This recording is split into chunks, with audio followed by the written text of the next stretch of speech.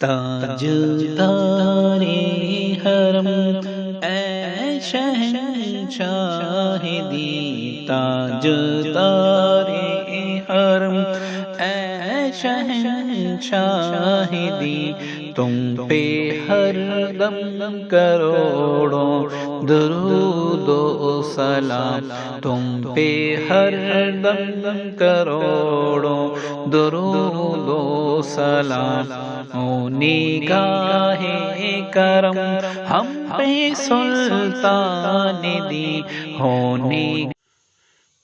اعوذ باللہ من الشیطان الرجیم، بسم اللہ الرحمن الرحیم۔ السلام علیکم ورحمۃ اللہ وبرکاتہ۔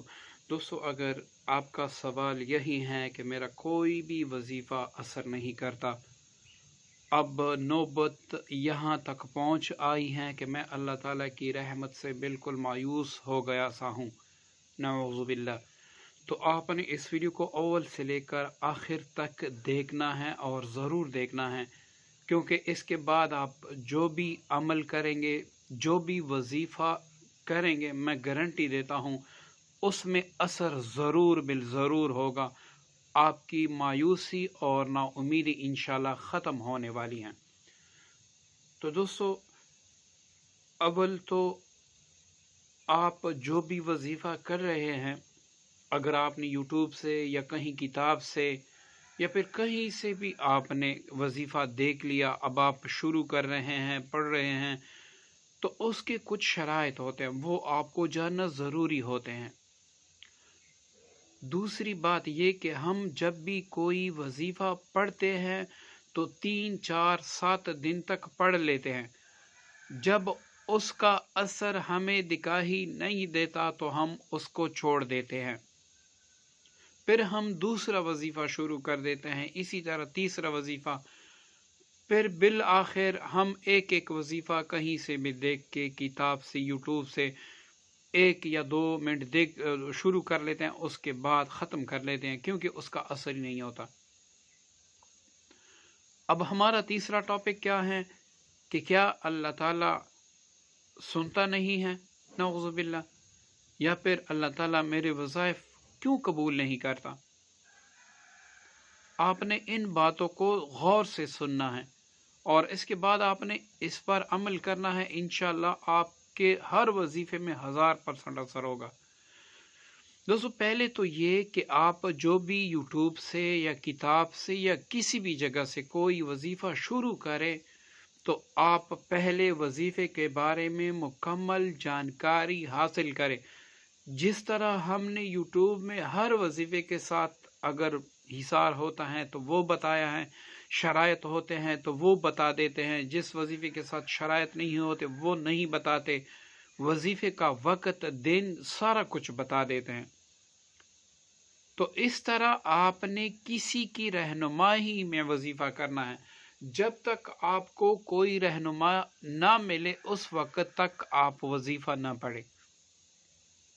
ایک تو ہوتا ہے کلاویر، جیسے ہم یاسین شریف پڑھتے ہیں، سورہ واقعہ پڑھتے ہیں، تبارک الذی پڑھتے ہیں، جو مسنون اعمال ہیں اس کے لیے کسی کی رہنمائی کی ضرورت نہیں ہے، لیکن باقاعدہ آپ ایک کام کے لیے، جادو کے توڑ کے لیے، جنات کو دفع کرنے کے لیے جو وظیفہ پڑھتے ہیں اس کے لیے رہنمائی پہلی شرط ہے۔ اگر آپ کسی کی رہنمائی میں نہیں پڑھیں گے تو اس کا اثر اس لیے الٹا ہو جاتا ہے کیونکہ آپ کا اس چیز کا آپ کو پتہ ہی نہیں چلتا۔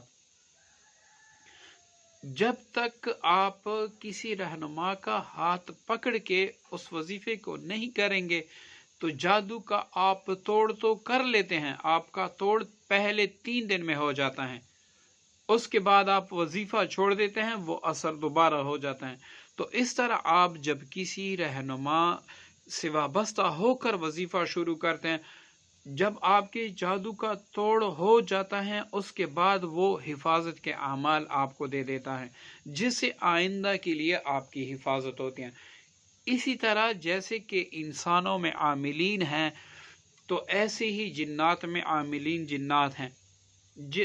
آپ جان چھڑانے کے لیے جب بیٹھ جاتے ہیں، وظیفہ پڑھنے کے لیے جب بیٹھ جاتے ہیں تو وہ شیاطین جو ہوتے ہیں آپ کے عمل کا توڑ کرتے ہیں۔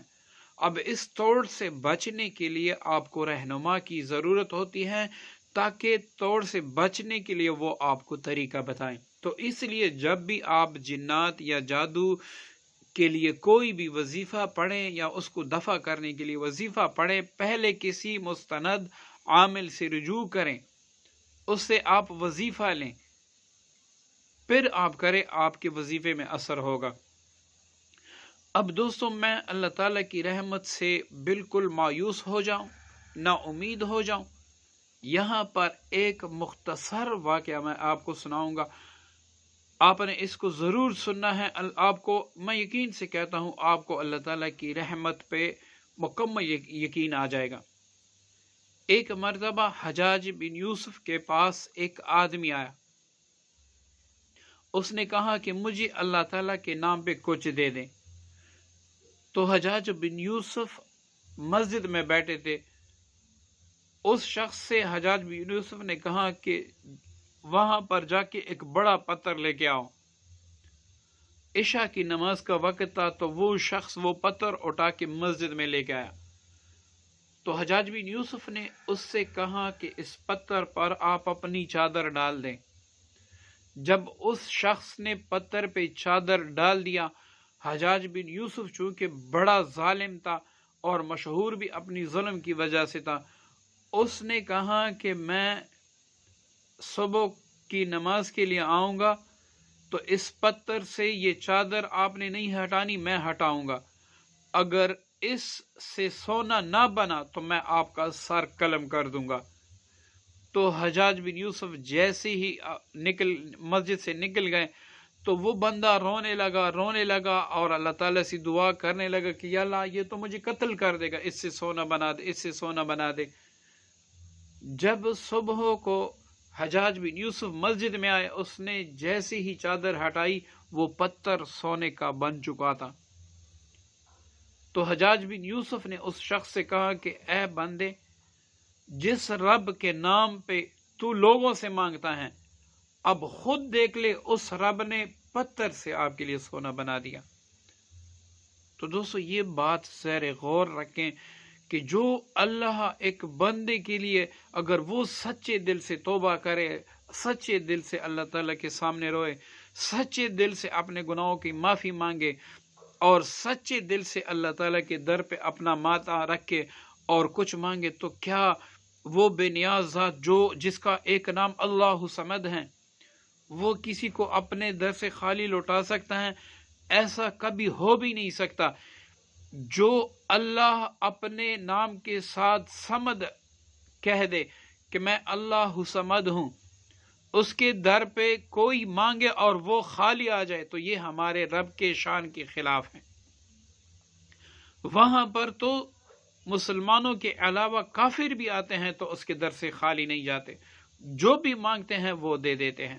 تو آپ خود سوچیں، آپ تو ایک امتی ہیں اور ایک ایسے نبی کی امتی ہیں جس کی نبیوں نے تمنا کی ہے کہ یا اللہ ہمیں اس کا امتی بنا دے۔ تو پھر اگر ہم اپنے رب سے مانگیں گے تو کیا مجال کہ ہمیں شفا نہ ہو، ہمیں ہر طرح دلدل سے نکلنے کا راستہ نہ ملے۔ تو آپ نے اس طریقے کو اپنانا ہے۔ دوسرا یہ کہ جب بھی آپ کوئی وظیفہ پڑھیں، اب وہ وظیفہ کسی نے آپ کو 21 دن کا دیا، اب آپ نے اسی وظیفے کو پڑھنا ہے۔ 21 دن تک آپ نے پڑھا، کوئی اثر نہیں ہوا، مزید 21 دن تک پڑھ لیں۔ اب مزید 21 دن تک بھی آپ نے پڑھا، یا 42 دن ہوئے پھر بھی کوئی اثر نہیں ہوا، تو مزید 21 دن تک پڑھے۔ اب جب آپ پہلے ہفتے اب تیسری مرتبہ شروع کریں گے، پہلے ہی ہفتے میں آپ کو کامیابی مل جائے گی، یہ اللہ تعالیٰ کے فضل سے میں گارنٹی دیتا ہوں۔ کسی نے آپ کو 40 دن کا وظیفہ دیا، بس اسی نے آپ کو اجازت دی وہی وظیفہ کریں۔ 40 دن تک آپ وظیفہ مکمل کریں، اثر نہ ہوا مزید 40 دن کریں، پھر اثر نہ ہوا مزید 40 دن کریں۔ دیکھیں، اب آپ روزانہ کبھی ایک وظیفہ، کبھی دوسرا وظیفہ، کبھی تیسرا وظیفہ پڑھتے ہیں، اس طرح آپ ہزاروں وظائف پڑھتے ہیں، اس میں اثر نہیں ہوتا۔ کیوں نہیں ہوتا؟ آپ 3 دن تک پڑھ لیتے ہیں، پھر چھوڑ دیتے ہیں، ہفتے تک پڑھ لیتے ہیں، چھوڑ دیتے ہیں، 40 دن ایک پڑھ لیتے ہیں، 40 دن دوسرا پڑھ لیتے ہیں، اس طرح اثر نہیں ہوتا میرے پیارے دوستوں۔ اثر اس طرح ہوتا ہے کہ آپ نے ایک وظیفہ جیسے کہ سورہ مزمل یا آیت کتب یا چہل کاپ، یہ آپ نے پڑھنا شروع کیا، اب اس کو ہی آپ تامے رکھیں، سوال ہی پیدا نہیں ہوتا کہ اس سے آپ کو فیض حاصل نہ ہو۔ تو آپ نے ہر حال میں اسی کو پڑھنا ہے، ایک چلے تک پڑھے اثر نہ ہو، دوسرے چلے تک پڑھے، تیسرے چلے میں آپ کو میں گارنٹی سے کہتا ہوں کہ انشاءاللہ اس میں آپ کا مدعا ایسے حاصل ہو جائے گا کہ آپ حیران ہوں گے۔ ہزاروں وظیفوں پر اپنا وقت ضائع کرنے سے بہتر ہے کہ آپ ایک ہی وظیفے کو مضبوطی سے تامے رکھیں، بس اسی پر چلے اور اسی پر عمل کریں اور پھر آپ کمال دیکھیں۔ تو یہ ہماری چونکہ عادت ہے، ہم ایک ہفتہ وظیفہ پڑھ لیتے ہیں تو اس کے بعد اثر نہیں ہوتا، اس کو ہم چھوڑ دیتے ہیں۔